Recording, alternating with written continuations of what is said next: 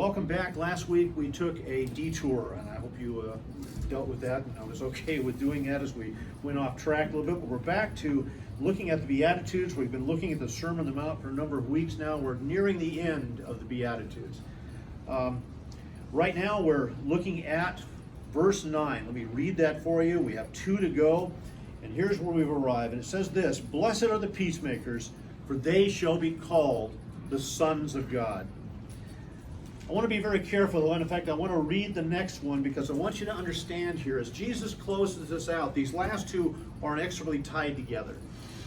He is warning us. On the one hand, he is calling us to a purpose. On the other hand, he wants to make it plain that being called to this purpose carries a cost. And notice what he says here in the very next verse: "Blessed are those who are persecuted because of righteousness, for theirs is the kingdom of heaven." We're talking about blessings. We're talking about a word here that we interpret as happy. And Jesus is going to end with a note that doesn't sound terribly happy. So I want you to hold on to that. I've told you only a beatitude a week. I've never asked for more from you. That's all we're going to do. But I want you to remember that other one is lurking out there. That's the one that's going to finish this off and really tie into what we're talking about today. We're going to deal with this. We're introduced to this idea about peace. We are to be peacemakers. We are to be people who bear the message of peace.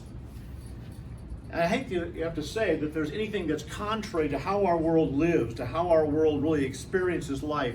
Peace is really not in the offing. Peace is really not part of our experience and as part of what we see. Negotiations. If you've lived as long as I have, we've watched a lot of peace efforts, haven't we? Camp David Accords come up periodically. There's always a hope for Middle East peace. People are always bargaining and talking about making peace in some way. The negotiations are always out there. How successful have we been?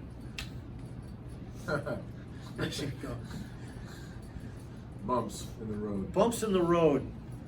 I have noticed this. If there's anything about peace negotiations, what I've noticed is we've just changed the method of warfare.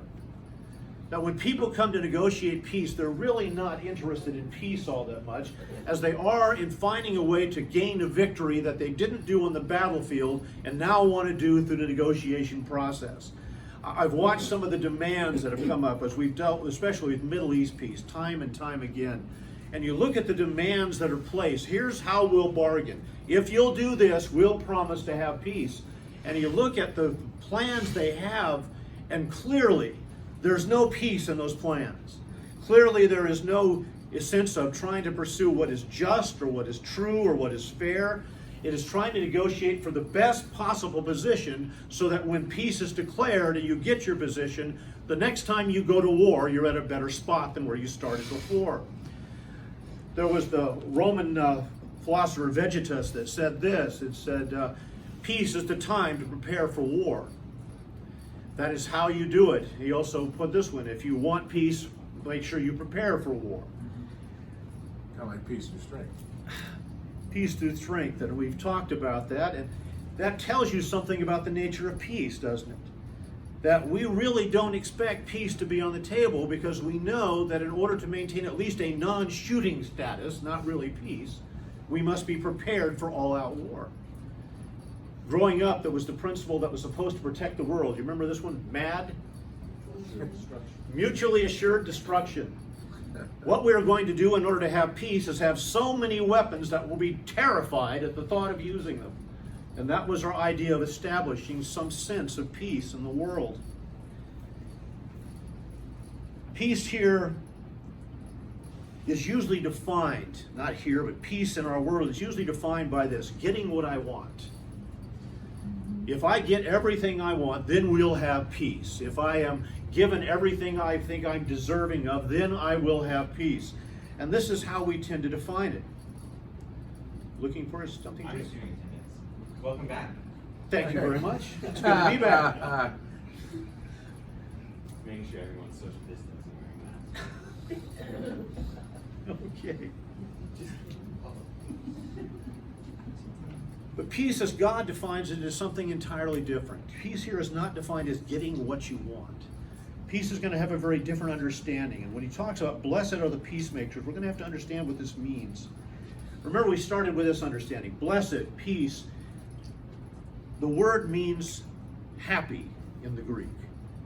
There's no way around that. There's no way to make me say anything else.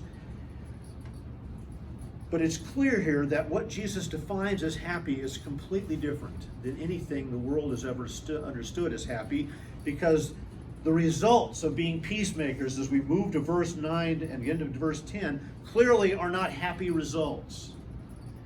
And yet he warns you that there is a happiness, there is a sense of joy, there's a sense of being at peace to carry this message in a world that is not going to respond in a peaceful manner.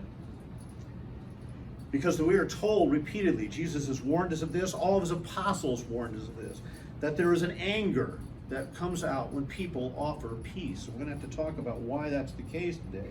But peace dominates Scripture. Think about how many times, over 400 times, the word peace is mentioned. God calls himself a God of peace. He sent his Son into the world. What was the angel said on that night? Peace on earth, goodwill toward men. Did it bring peace on earth? Not yet. Not yet. Goodwill toward men. How often do we respond toward goodwill in the most negative terms? But God sent his Son into the world to bring peace. Christ goes to the cross for the purpose of making peace between God and man.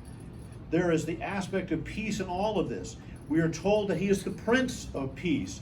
We are told that he will bring a kingdom of peace. So peace is the theme and peace is the goal.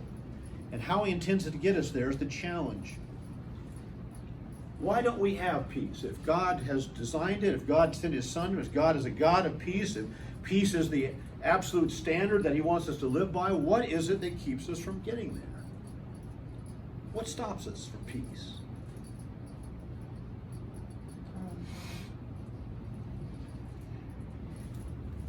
Man was created in the garden in peace. What did he immediately do with the situation? That will. He decided he would supplant God and he would bring a different kind of standard to life. He was going to be in charge.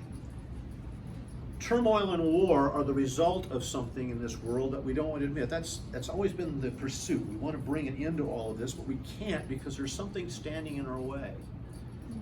And it isn't the conditions that are imposed upon us. Understand, the world is not in turmoil because of things that are going on. It is in turmoil because of what we are. We create the turmoil. We create the difficulty. War is not imposed upon us. It grows out of what we are as a people. It's by our nature that these things are a problem. There are all kinds of attempts and promises of peace. And always, I remember this one. When I was younger, one of the first elections I got to vote in, President then-elect Nixon made this proclamation: America, for the first time in its history, will know a generation of peace. That was his promise as a politician at the time, because he brought an end to the Vietnam War at that point in time. There will be a generation of peace. That generation lasted a few short years and was brought at an incredible price as we look at that, because the peace we made, did it bring peace to that region? We have a very close friend, a vascular surgeon in Reno, Nevada, that came here from Vietnam as one of the boat people who were running from that peace we created in that part of the world, when people were being slaughtered for being on the wrong side of the issues when we brought peace to Vietnam. He and his family came here, and 4 brothers were hauled out of the ocean by an American ship and had their opportunity to change life here. That was peace. Turmoil. There's going to be a great bringer of peace that Scripture tells us about. There's going to be a man that will offer the world peace. You know who he is called? The Antichrist. This is his great promise, that he will bring peace to the world.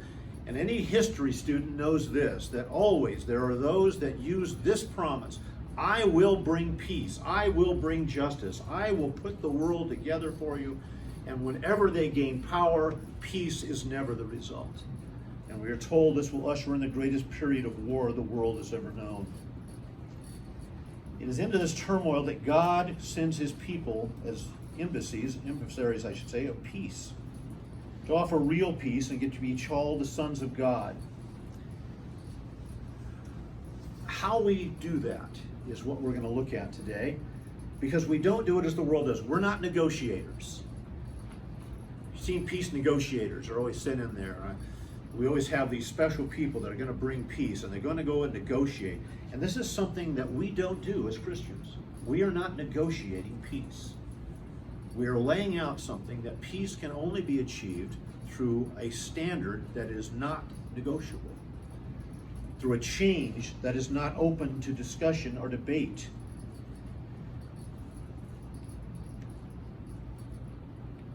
And it's probably a good thing, because the negotiators have never really achieved peace.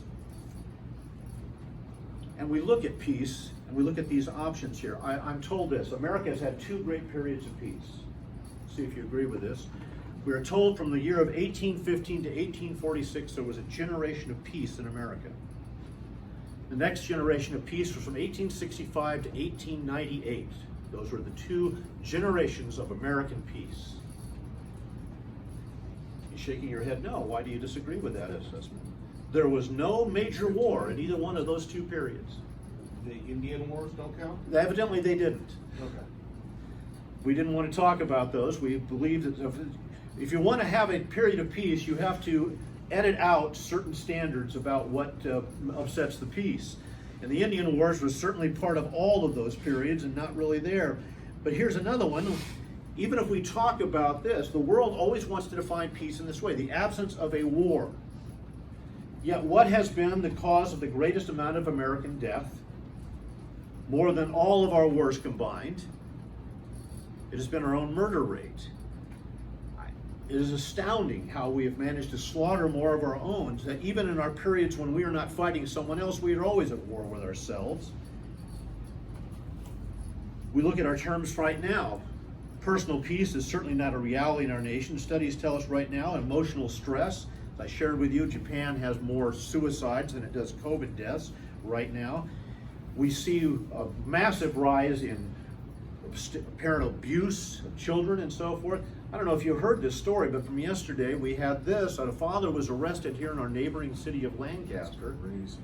They found two children stabbed to death and decapitated, his own children ages 12 and 13. Not exactly an era of peace. It's astounding what we do to one another. I know you guys are from the Illinois area, but it seems there's a contest in Chicago to find out if they can break the record each weekend for the number of shootings. And they have a new high every time the story comes out. And this is not the only city suffering from this.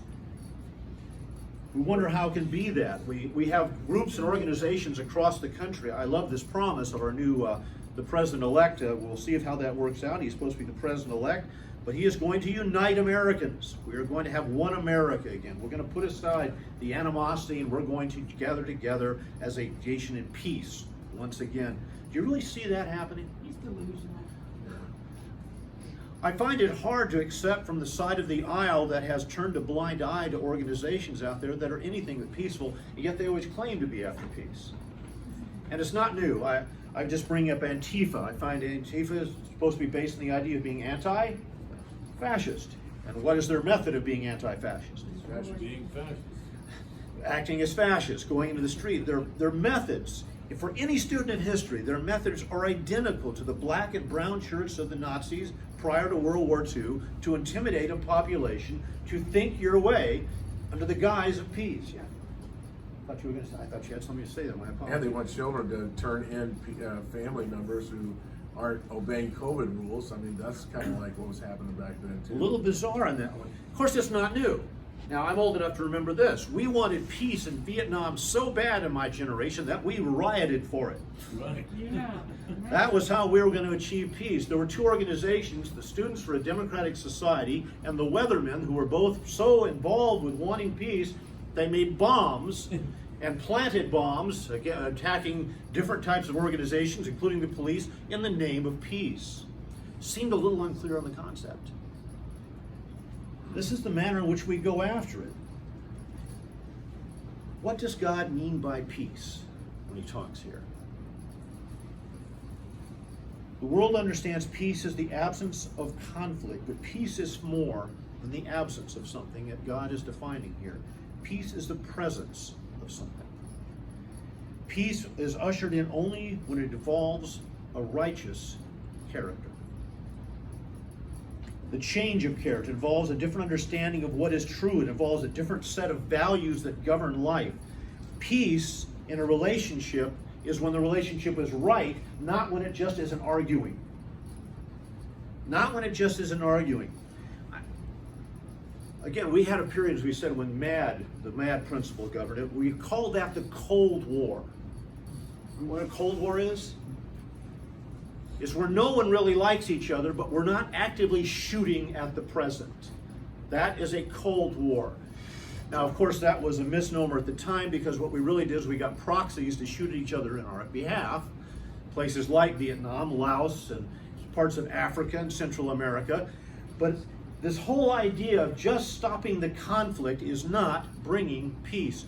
You ever been in a room with a couple that are not arguing actively? What's the matter? Nothing. But you know there's a problem? I've had couples tell me this. We've never had a fight in our entire married life. Yeah, it's an amazing thing that, yeah, we've never raised our voices to one another. Yes, because the voices stop altogether. The coldness, the looks, the situation, the tension you can create as you try to avoid the fact that you are not friends right now. Yes. I once heard. Don't tell them we've never had an argument. Oh no, but it's interesting though, because I've heard a marriage therapist talk about. Somebody asked a question on this radio show, and they said, "So what do you do when a couple comes to you and they're just so angry at each other? You know, how do you handle that?" And he said, "That's a good thing." He said it's when they come and they're silent. Done talking. It's like their passion is gone, like they don't even care anymore. So that it was an interesting take on that when we're talking about peace. So Yeah, if you're not passionate enough to say anything, there's nothing to work with. And I would agree with that take on things, that you have to have the two parties willing to talk. I have been in that situation with family members who are that's how they dealt with their marriage, that they would not acknowledge there was an issue. And I tell you, it was so uncomfortable. You would prefer somebody was yelling to that. The tension is incredible, and there's never a resolution. And it also builds when you do that, because you remember that, and you store that away, and it doesn't get resolved. And the next time there's an issue, it compounds it, and the silence gets worse, and the distance gets worse. The funniest couple that we ever heard about was our neighbors when Vicky was going to Biola, and we lived right there next to college. He was in a pastoral field, and he said whenever they get into an argument, they would get in the shower, turn it on cold, and then have their argument. So they couldn't turn it off. They couldn't turn it off until they were done. It was over. And I'm like, whoa, okay. There's some incentive there that may not be such a terrible idea, I'll have to Let say. him get in first and then just. I'm sure they both apologize.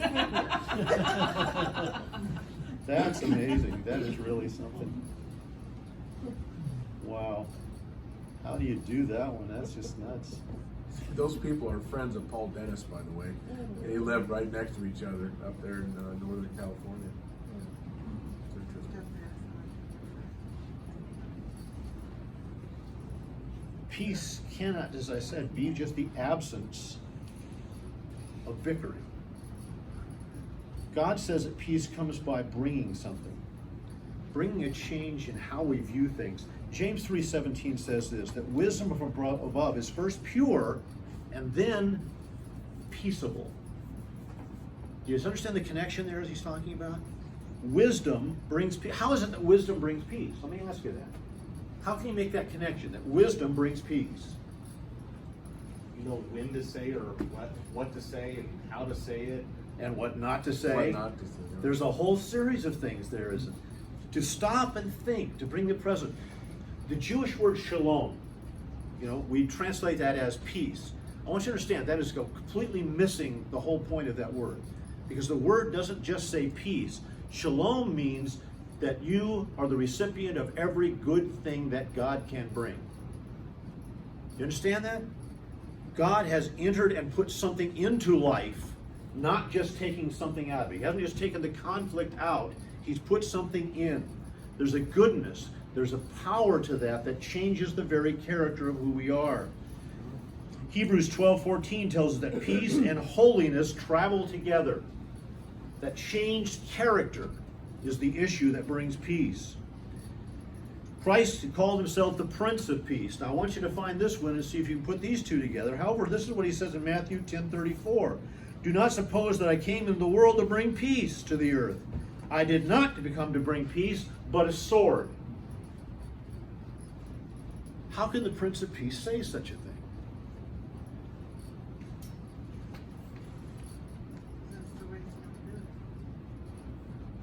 There's a method to this. Understand. Yeah, go ahead. First, you have to establish the peace. First, you have to establish the conditions for the peace. Understand that. Peace is built on something. As I said, it can't be the absence, it's built on something, and understand this. When you lay out what it really means to establish peace, what is really necessary to establish peace in a life, how are some people going to react? Not real positive, that's for sure. I want you to think, especially this, when you are establishing the conditions for peace.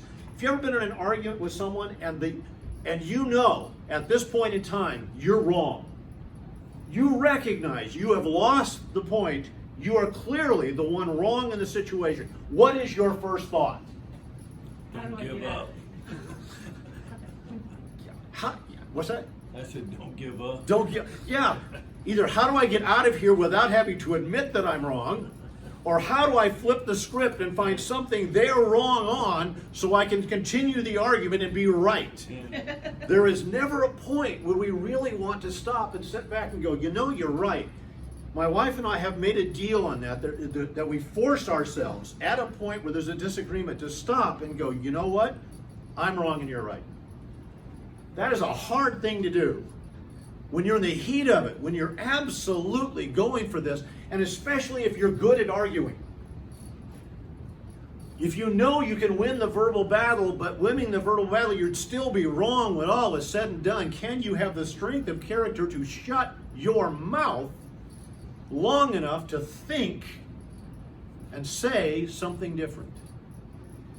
You know, the time that I've observed the most peace is not just like asking for forgiveness, but giving forgiveness. You know, you get that part where you're one and there's no animosity. It's just, you're there. And I don't know how that pertains to where you're going to, but to me, when I think of peace, and especially when you're talking to a new believer and you see the transformation of them realizing they really are forgiven. And I was going to go there next, and you're right, and here's the other side of that. When we have marshaled, when our anger is so built up, when we are so self-righteous, we want to pursue to the nth degree how wrong you were, and you come to the point and go, you know what, you're right, and I apologize. I'm not ready for you to apologize yet. I still got bullets in the gun. I've got a lot of bullets in this gun, and I am not through spraying the room with them. Would you just shut up for a second so I can show you how wrong you were? There's a satisfaction in not just winning, but winning overwhelmingly. Points for piling on. Do we have a holy attitude that really wants reconciliation? That when we see we're wrong, we want to accept that and put it on the table and end this. That when we finally have proven we're right, we'll let it go. Will we offer forgiveness? Do we have the character to really achieve peace? And that's what peace is talking about here. God wants us to understand something. We are the emissaries of peace. We have to go out, and here's the key, present an argument for what is true, that we might persuade people what it takes to gain peace. The problem is, we don't want to present an argument, we want to be argumentative. And the two are very different. In the one case, you are marshaling facts to make a point, to establish a truth that someone might understand it. What is argumentative? How is that one different than making an argument? They don't really want the truth, they just want to argue. I just want to win. They just want to. I am here to come out the winner of the situation. I want to look good, and to look good, what do I have to do? Make you look as bad as possible. And the bigger the contrast, the more impressive the victory. Let me just be the devil's advocate. Absolutely. And social media, you know, people trying to respond to talk sense, that's where this turns argumentative. You're no longer making an argument, you're just being argumentative. Okay, yeah, we're no longer trying to make a point. We really aren't. We just want to argue. And I think our world has really moved into that category. I've watched our whole political season here. There was no desire to go and present an argument for what you thought was the better vision. It was just being argumentative. Who could come out ahead? That first presidential debate was one of those childish exercises I've ever witnessed in my life. Mm-hmm. Two grown men acting like 8-year-olds. And even today, they're still talking, and they're talking about the need package to care for everybody. You know, it had to be done back in the end of October, 1st of November, before the election. And we're a month later, and we're in the exact same place. All these people suffering, and they're trying to explain to us why they care so much, why it has to be done this way. I mean, you're right. The arguing is never going to stop. Doesn't seem to be, and I don't think we want it to stop necessarily. It's a sobering passage to understand. To bring real peace, we have to present truth, and there's a reality that God makes plain. Truth divides. And I hope you understand why truth divides. When you bring truth to a situation, when you explain what is really true, what does that immediately reveal? What is not true? The error becomes apparent. And if you're the one in error, do you really want truth to enter the conversation? Generally not. And understand, in a fallen world, the reality comes to that point. We are emissaries of truth. We are bringing a standard that says, here's how to achieve peace before God. And in order to do that, we have to lay out a truth that is going to expose the wrong thinking of the world.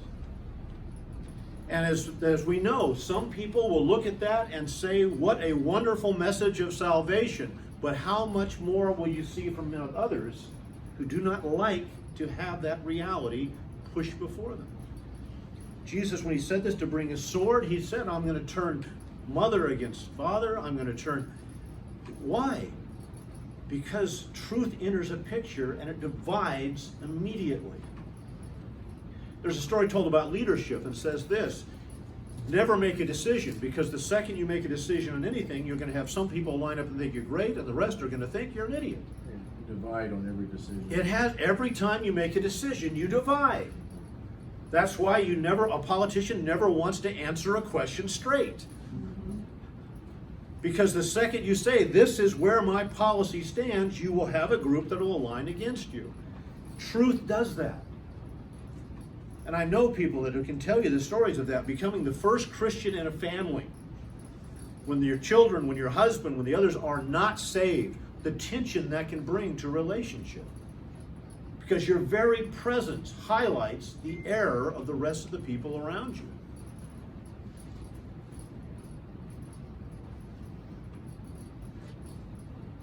The world's reaction becomes violent at times for that very reason. I've watched this change in my lifetime. Working at a college for the years that's almost done now, getting close to the end of this month, I'll be through. But after 44 years, I've watched a change in the reactions and the attitudes that used to be there.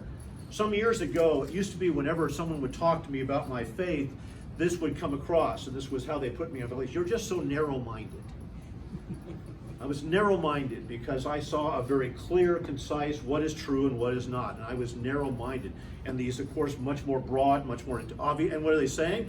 If only you were as smart as I am, you would see that there's a much broader understanding, that things are different than you think.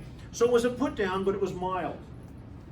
As the years have progressed, the new term for what I believe and what I say is now hate speech.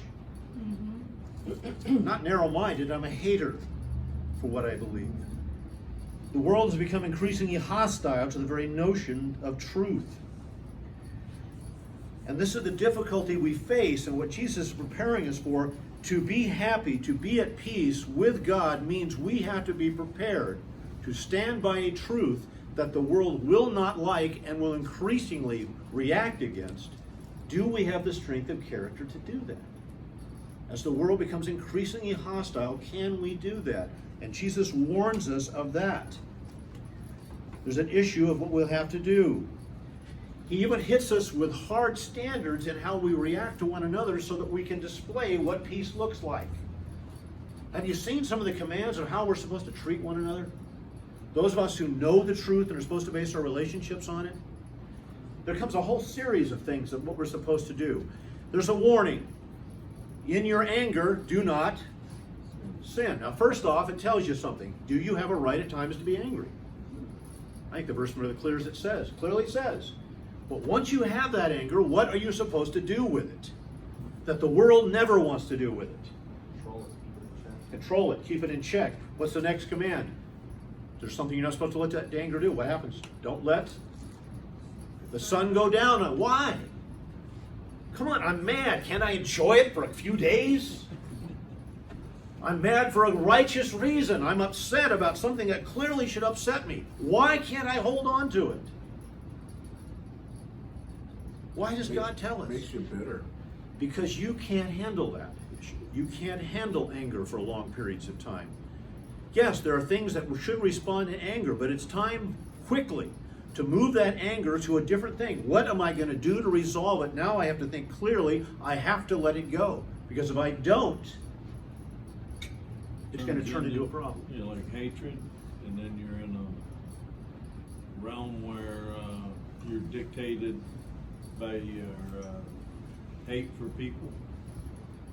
You will. You'll turn it into hate. And I've watched Christians do that, turn into haters, turn into shrill, over-the-top people. We can't live there, we can't do that. Here's another one we're supposed to do. This one I've always thought was unique in Scripture. It says when your brother has something against you, you need to go to him. I want you to think about that. It's not when you have something against him. That's an easier command for us to do, because if I'm upset about something, I'd like to let you know about it. It's the issue if he has something against you. And I want you to note the command there has nothing to do with whether or not it's legitimate. It isn't an issue to where you've actually done something wrong. And what is normally our attitude when someone is unjustly upset with us? Who cares? What's their problem? I don't care. They want to act like that. Instead, Scripture tells us to go and put ourselves under the gun and allow them to explain why they're upset. The last thing in the world you want to hear. Because we're supposed to find a means of peace, and that means we have to actively pursue it. And here's the problem. You may go down and find out they had a right to be mad at you. And did you really want to know that? In all honesty in your soul, did you really want to be shown to be wrong? There's a We're pursuit supposed to to take that. care of stuff in court too before we get to court. We're supposed to try, even though they probably doesn't matter which one's right, try to get that taken care of too, so that we're not in front of the justices of this world. We're not supposed to be showing that side, and there's where God is after. We're supposed to be showing that we understand what peace really is. Every church split, every situation where Christians go to court with one another undermines the whole, and that we have no concept of the peace we're offering the world. We have to be different. And how are we supposed to be making disciples when we're in that mode? Next to impossible. Next to impossible.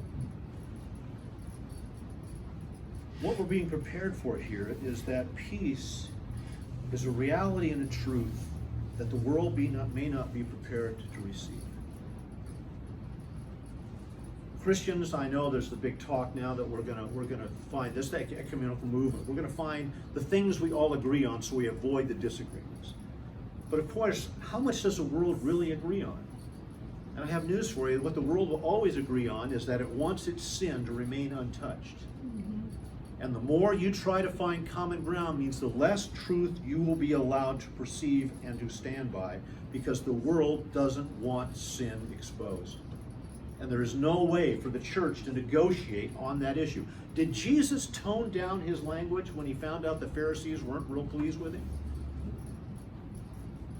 Understand this. To be a peacemaker may mean that you put yourself in conflict continually. And this is the message he wants to put across here. 2 Timothy 3:12 says, all who live godly lives will suffer persecution. It also tells us in 1 Corinthians 14:30 that God is the author of peace. He authored it. Understand, he wrote the conditions. You cannot negotiate on those. They have to be presented in their totality to work. What happens when you become a peacemaker? Blessed are those who are peacemakers, for they shall be called the sons of God. Weren't we already? Well, then why does it sound like we have to earn that here? If that's a condition of being elected, that's a condition of being brought into the family of God, I have been made a member of the God's household. I am already the son of God. Why does it sound like here there's another stage in which I have to earn the title?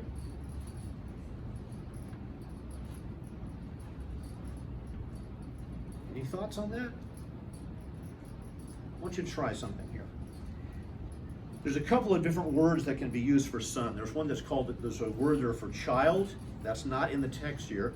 This is a different word, and it talks about a title rather than a reality of stature. Okay? You can be adopted and made a son legally. This talks about a different thing when you have earned your position in the family and earned the right to bear the title of the family. We have a phrase for this. You may have heard this, that we talk about someone that fits into this. You've heard someone say, he's his father's son. What do we mean when we say that? He's his father's son. Yeah. He acts like it's a spitting image. We'll talk about that. I've never understood why it's a spitting image. It seems like a strap. But we talk about that. He is his father's son. I see your character in him. When I look at him, I see mannerisms, I see words, I see actions that are consistent with what I've known of you. What is he saying here to believers? If you work at this in the same way that Jesus did, you will have a stature where people will look at you and say, that's the Father's son. That's one of his. I can tell. I can see that similarity. I can tell they came from that family. Has anybody here tried to establish family traditions and things that try to pass to your children a sense of identity with family? We've worked very hard at that. My family, my wife and I, we're big on our Scottish heritage. I've told my children stories of great Scottish heroes and Scottish styles and things that I thought were important to pass on. But more than that, we also did this. We've established things that say we're Hawthornes, and there are certain things that mark us, that should mark us as distinct, that our family is marked by, that if you're a member of this family, we all do this. This is exactly what he is after here. This is what God is putting before you. That the peacemaker has to do it in the manner in which Jesus did it, that he might be seen as Christ-like in his character.